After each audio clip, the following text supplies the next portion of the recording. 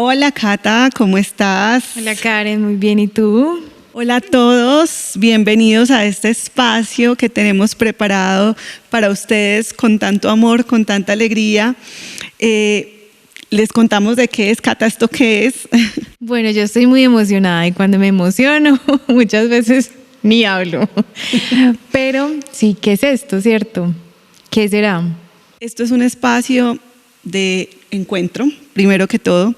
Todo el que vaya a escuchar este espacio, a vernos, va a tener un encuentro.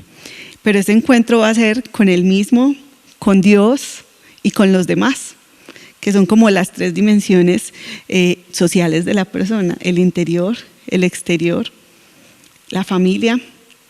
Esto va a ser un encuentro De mucho aprendizaje. de mucho aprendizaje, de mucha sanación para los más inquietos, los que son reflexivos y los que no, también van a aprender a conocerse. Vamos a contar chismes católicos. Chismes católicos. Ajá. ¿A quién le gusta el chisme? Pero chisme católico. Sí, sí. Que valga la aclaración. Vamos a hablar de nosotras, porque si estamos acá sentadas es porque hemos vivido experiencias de sanación y queremos transmitirlas. Vamos a hablar de familia, vamos a hablar de trastornos de la salud en materia de familia, como digo, y también en los niños, en los adultos. O sea, aquí hay mucha tela por cortar. Katica, y hoy a mí me encantaría, para abrir este espacio tan especial, hablar un poquito de nosotras. ¿Qué tal si les contamos qué hacemos, qué somos, por qué estamos acá, qué nos ha motivado a tener este espacio? ¿Tú quién eres, Cata? O bueno, ¿tú qué haces? Porque definir quién es, pues es una definición muy profunda, pero hablemos un poquito de nosotras. Claro, voy a contar un poquito pues como de qué hago. Yo soy psicóloga, trabajo con el tema de adicciones puntualmente desde hace 8 años. Vengo acompañando estos procesos que son pues toda una escuela donde cada día aprendo de los pacientes que atiendo y acompaño en este proceso de recuperación de la adicción. Cata, ¿tú por qué te quisiste meter por el tema de adicciones? La verdad. Uy. Aquí, porque aquí no la vamos a dar pues como de las, ay no, la profesional. Porque en la universidad le enseñan a uno a dar como esa imagen tan profesional, como tan escalada. La idea es romper con eso y acercarnos mucho. A ver, ¿a ti por qué se te ocurrió especializarte en adicciones? Bueno, esa es una pregunta que, como lo dices, el acartonado de los psicólogos no nos permite salir de ahí, pero aquí pues queremos ser muy familiares y cercanos, y creo que la historia de vida me lleva a profundizar, porque vengo de una familia muy antioqueña, y a esta familia le gusta el trago porque sí, porque no, porque ajá, por si las moscas. Entonces yo quise ir contracorriente, y una de las formas de ir contracorriente es quizás de pronto profundizar sin serlo. Y también porque tú padeciste, yo que conozco un poquito tu historia de cerca, todo este tema también de la adicción a las drogas, no tú, sino en tu entorno. Total, sí. Entonces uno recibir ese coletazo como que lo impulsa, como cuando alguien también padece situaciones de abandono o cualquier tipo de situación familiar o injusticias dentro de la familia, y en su profesión desea encontrar una respuesta. Y tú buscabas esa respuesta y empezaste buscando esa respuesta en tu educación profesional. Total, pero sinceramente, digamos, ahora lo puedo ver así, pero los caminos de Dios como que lo llevan a uno por donde uno pues nunca se imagina. Cuando yo estudié en mi carrera nunca pensé enfocarme en adicciones. Yo pensaba en otra cosa totalmente diferente. Y llegué ahí y encontré una fascinación porque encontré muchas respuestas frente a lo que tú decías bueno, crecí en un ambiente donde tuve que ver la adicción ahí palpable, pues vivirla, estar ahí imagínense en un niño o una niña que tenga que vivir constantemente con alguien que no esté en sus 5 sentidos, qué sentimientos puede desbordar.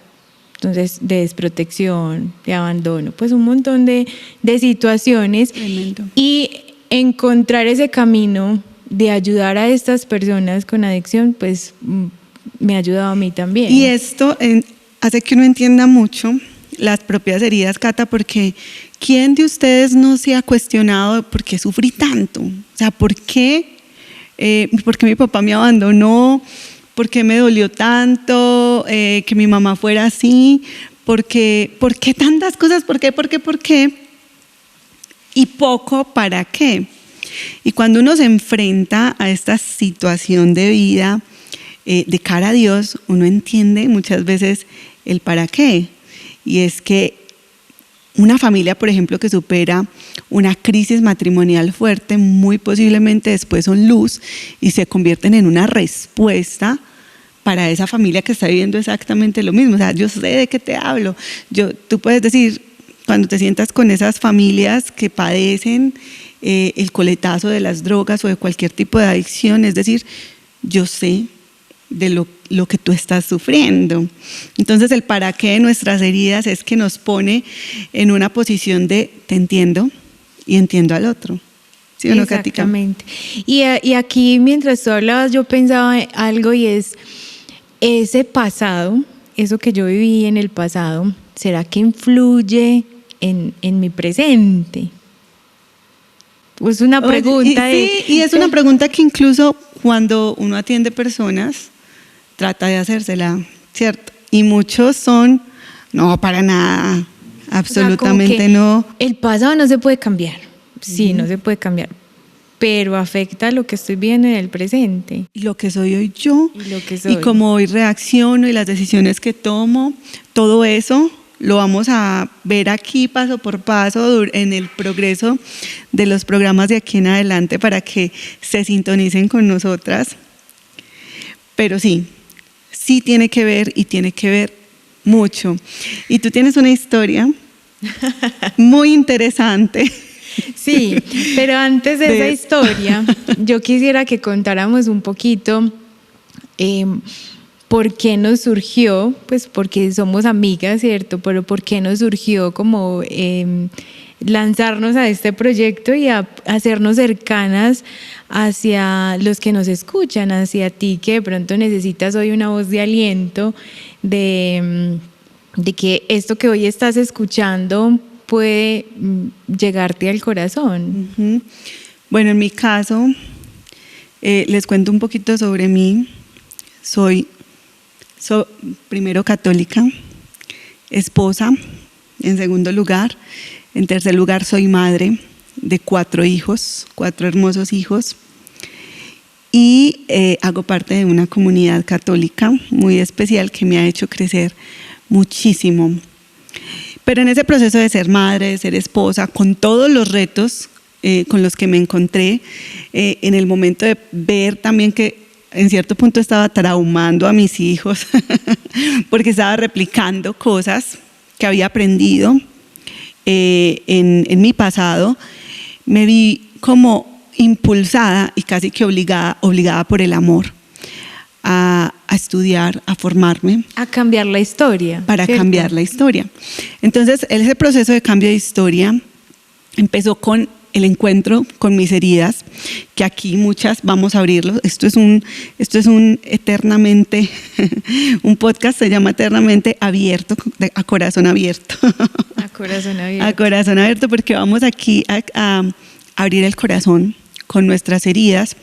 Y esa búsqueda de sanación, luego de eso, cuando uno se sana o cuando uno va experimentando que hay cosas que Dios está sanando en el interior de uno, viene un nuevo reto y es, bueno, ahora cómo hago bien las cosas, porque digamos que la herida genera un patrón de una respuesta negativa frente a los eventos, de tomar malas decisiones, de estar movidos por la ira, de responder al esposo con rencor, de castigar al otro con el silencio, de vengarse.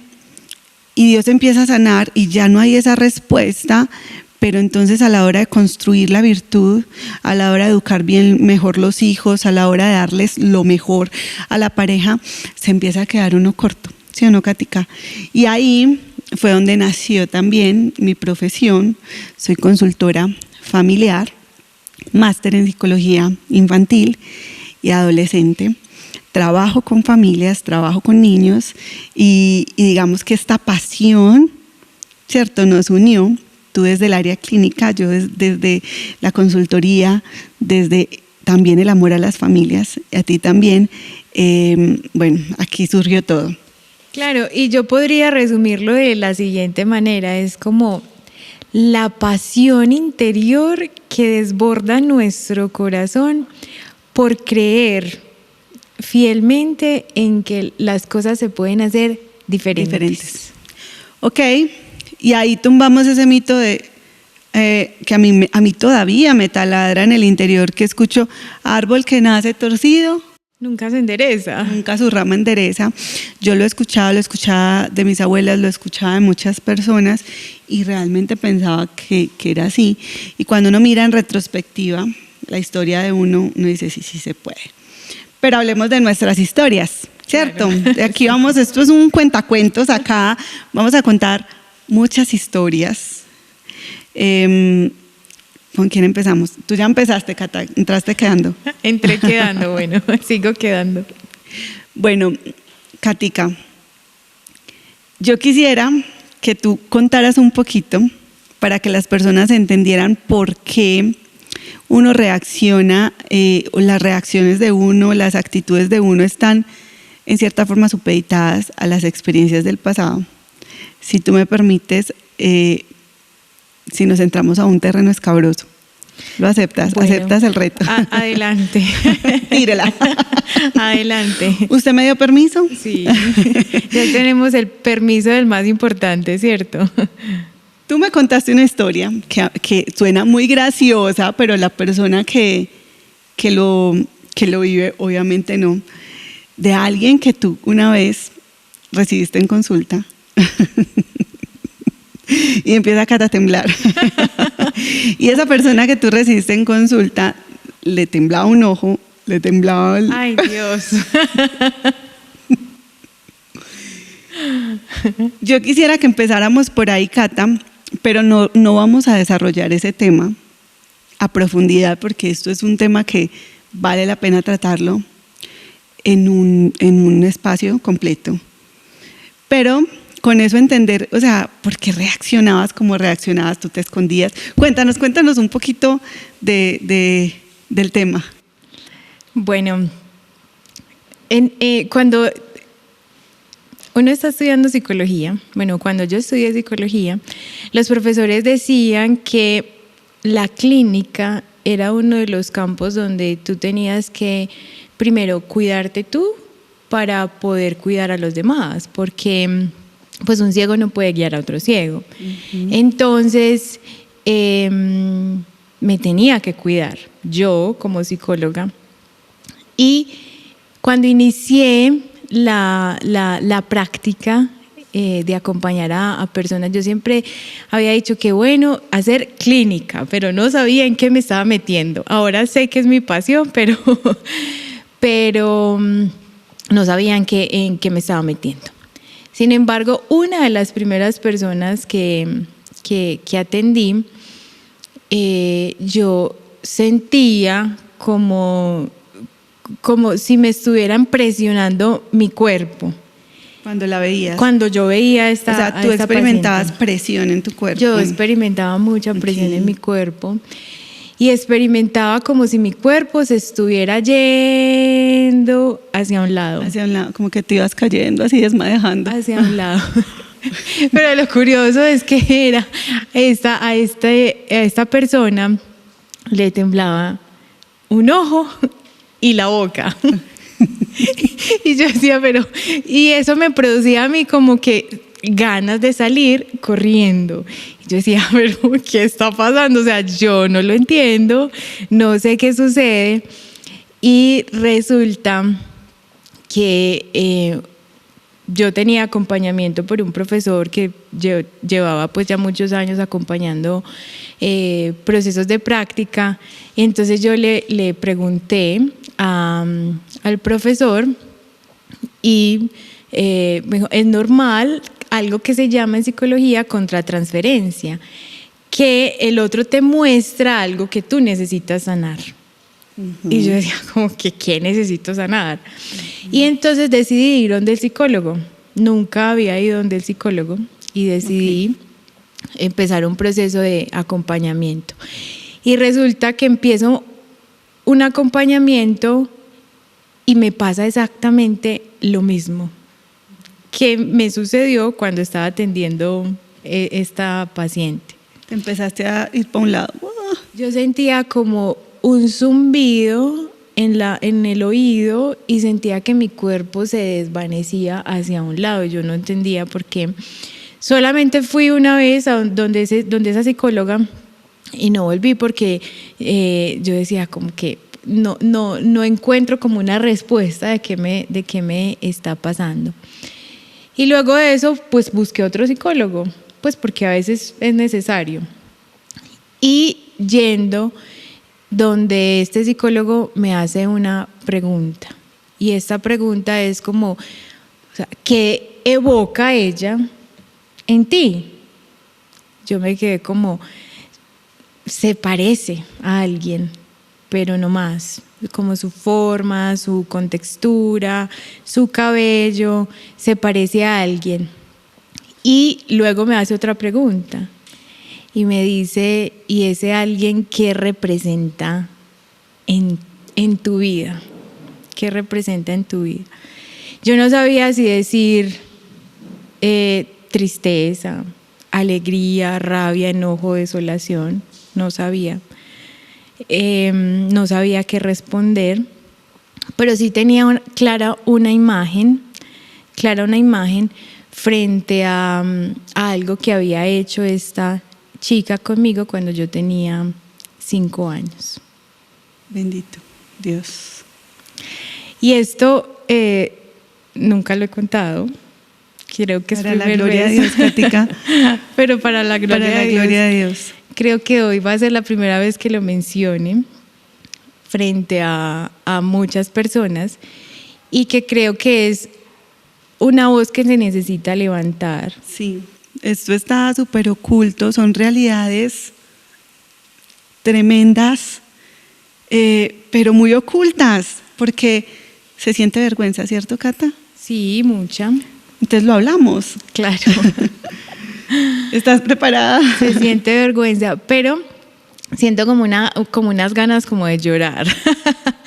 Pero ese llanto es que creo que de alegría, frente a lo que Dios puede hacer con un proceso, Y es que lo que evoca esta mujer, ¿cierto? De llanto, tristeza, ¿sí? Es porque había en mi memoria un abuso que no recordaba. O sea, esa parte sí yo no la sabía, Katica. O sea, que tú no lo tenías consciente. No. Se vino consciente fue con esta mujer que tenía la fisonomía exactamente similar a esta otra persona. ¡Wow! ¡Wow! Y ahí aplica también cuando hay personas como que a uno le cuestan mucho y es que le recuerdan, por ejemplo, a una mamá que maltrataba o a un papá borracho, ¿cierto? Total. Y así te pasó a ti. Sí, no lo recordaba en absoluto. Y cuando tú recordaste eso, ¿qué pasó? Pues es que primero lo recuerda mi cuerpo y después lo recuerda mi mente, lo empiezo a ser consciente y empiezan a aparecer un montón de imágenes, de recuerdos y lo que yo siento es mucha desolación, desprotección, como que no entendía, pero voy voy donde el psicólogo y lo expongo, y al exponerlo lo libero un poco. O sea, se empieza a liberar y empiezan a venir un montón de recuerdos y de situaciones que necesito sanar. Y empiezas a entender cosas de tu vida, por qué eras como eras. Total, y empiezo a Que entender. con razón. Empiezo a entender el enojo, una cosa como que yo me enojaba porque sí, porque no, porque incluso me enojaba porque se sentaban en mi cama. O sea, eso es ilógico, que una persona se enoje porque se sienten en tu cama. Y esta persona se sentaba en tu cama. Okay. Probablemente, sí. O sea, pero cuando digo el enojo lo hablo frente a que yo necesitaba sacar ese dolor que había producido este evento que tuve en la infancia. Lo necesitaba sacar de cualquier manera, y la mejor manera era el enojo y la rabia hacia otros. Y mira, Katica, que Santa Hildegarda enseña que la ira, antes de la ira, hubo episodios de mucha tristeza. Entonces, cuando una persona padece mucha tristeza en su interior, en tiempo prolongado, y no sale, porque no soluciona eso, porque no tiene las herramientas, porque no recibe la ayuda adecuada, porque no conoce al Señor, eso con el tiempo se convierte en ira. Y hay dos formas de manifestación de la ira: ira contenida, que esos son los que estamos así, pero por dentro. Los pasivo-agresivos, los más peligrosos. En cualquier momento explota. Que aguantan y aguantan, cierto, pero la tienen adentro. Y la ira explosiva, que son los fosforitos, que por todo es ira y se convierte ya en un vicio fuerte, iracundia, ¿cierto? Pero mira, o sea, basta decir, usted tan mal geniado, usted tan fastidioso, usted tan quisquilloso. Y en este caso, como en otros puede haber otro tipo de historias, había un abuso. Total, yo era la oveja negra de mi casa. Por el mal genio. O sea, porque usted es mal geniada. Era mal geniada.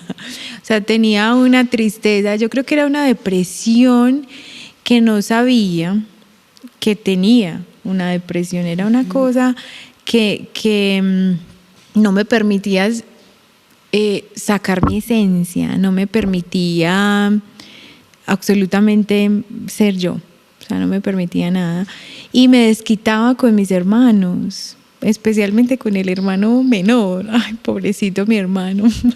Si me escucha, que lo amo mucho y que pues esas situaciones llevaron como a comportarme de tal manera. Y me aislaba, me ocultaba de las personas, me ocultaba de la gente, ¿cierto?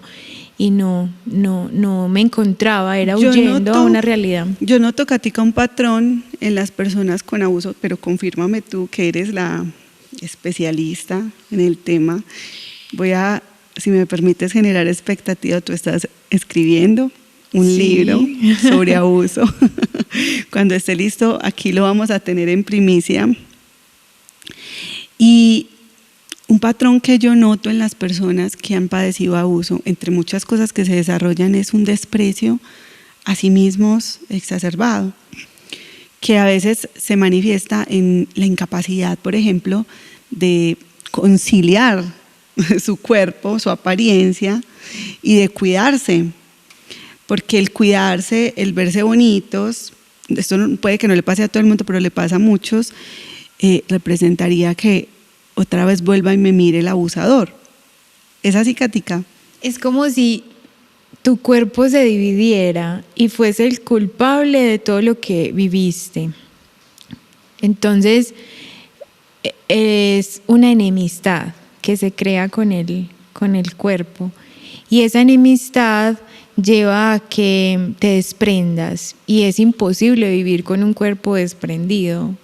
Es imposible hacerlo porque hay una desconexión. Es como si tú andaras por inercia. Y hablando de esa desconexión, otro patrón que también he identificado es esa incapacidad de entenderla, o sea, como de gestionar las emociones. Entonces, o el que pues, mira que lo que tú cuentas, que todo era ira, ¿cierto? Cuando podían pasar cosas que no era necesario reaccionar de esa forma, porque hay una desconexión con las emociones, o el que lo siguen abusando en diferentes formas y lo permite y cree que está bien. O sea, así ya no es abuso sexual, pero se perpetúa la historia de abuso. Entonces dan con amistades abusadoras, el esposo es fuerte, es hostil, es maltratador, y la persona en esa desconexión de las emociones como que normaliza todo. Sí, lo que pasa es que ahí, o sea, entra como algo de yo aprendí a relacionarme así. O sea, en la infancia sucede algo, y es que se adquieren los patrones de confianza, de relación, de valoración, la autoimagen, un montón de situaciones que pasan interiormente, y que te suceda un evento de esos traumático va a hacer que tú adquieras como esa manera de relacionarte, y sea que lo recuerdes o no lo recuerdes. Entonces las relaciones que vas a establecer van a ser de ese tipo. Entonces va a buscar, por ejemplo, que alguien lo abuse, así sea con consentimiento. Entonces busca un novio que abuse, que después les cuento un poquito de eso más adelante. Esto lo vamos a ir profundizando, pero más adelante les cuento. Pero sí, se dan esos comportamientos. ¿Qué otra cosa podrías ver, o sea, otro síntoma? Por ejemplo, a la hora de dialogar. A la hora de dialogar, mucha inseguridad, pero algo que me parece muy, muy relevante e importante pues como tener en cuenta es que, espérame, hay un bloqueo,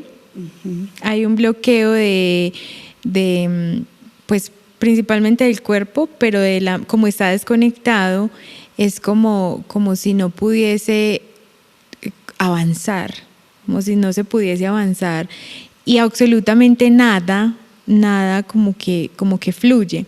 Pero una de las cosas que se está presentando actualmente, y que lo he visto en muchos de los pacientes que acompaño, es que me da ansiedad por nada, y es un abuso no manifestado, no recordado. Aquí, lo podemos explicar porque el cerebro incluso tiene mucho que ver que tantas veces fue abusada la persona, qué persona fue la que lo hizo y cómo era el vínculo que había entre ellos, si había vínculo de sangre, si había un tema de afectividad, si había un tema de cercanía o si era lejano. Todo eso influye en qué tan grande es el trauma y qué tan fuerte va a ser el bloqueo con las emociones, en qué tan fuerte va a ser el dolor y los mecanismos de defensa que la persona desarrolla. ¿Sí o no, Katica? Sí. Todo eso tiene que ver, por eso no hay como una regla, sino que juega un montón de cosas. Pero por ejemplo hay un temperamento que es el melancólico, que es ese de los que cuando tienen una discusión al otro día dicen: ¿yo por qué no respondí así? ¿Yo por qué no dije esto? ¿Cómo me quedé callada? Yo sí soy boba, A la persona abusada le pasa algo similar, pero en nivel como un silencio agrandado. Como dices tú, me hago bola. Sí, me hago bola. Es un silencio interno porque hay algo en la palabra, y es como si lo digo o lo expreso que me está sucediendo, no me van a creer. Y ahí yo quiero resaltar algo, y es que muchas veces el abusador compra el silencio o manipula al niño para que haga silencio. Entonces, o sea, yo he sabido de casos donde al niño le dan una monedita pequeñita, insignificante, después del abuso. El famoso secreto que no podemos saber. Le enseña a guardar secretos o lo amenaza. Si tú dices algo, voy a hacerle daño a tus papás, voy a hacerte daño a ti. Entonces el niño guarda silencio Ajá. Y empieza con la creencia de no me van a creer. Y ahí uno carga una culpa que no es de uno. La culpa no era mía. O sea, una niña de 5 años, ¿qué culpa iba a tener en un abuso? Absolutamente, pero el abusador utiliza las estratagemas más organizadas para manipular la mente del niño. Y esto es algo supremamente triste. ¿Cómo logra manipular al niño? Y si dentro de la familia no se construyen los vínculos adecuados para que el niño tenga la certeza de decir, yo sé que si yo le digo a mi mamá, ella me va a creer y yo se lo puedo decir tranquilamente. ¿Y qué pasaría entonces? Que eso lo podríamos dejar ahí si el abusador es el propio papá o la propia mamá. ¿Cómo reaccionarías tu mamá si te dieras cuenta de esto? ¿Y cómo se aborda una situación de esas? Y también surgen preguntas como ¿cómo le enseña uno a un hijo a prepararse para un abuso? A cuidarse, a prevenir. Ajá, a prevenir este tipo de situaciones. ¿Cómo lo hago? Uh-huh. Y también surge otra pregunta, y es, Cata, ¿tú cómo has logrado a través del tiempo ir superando esto?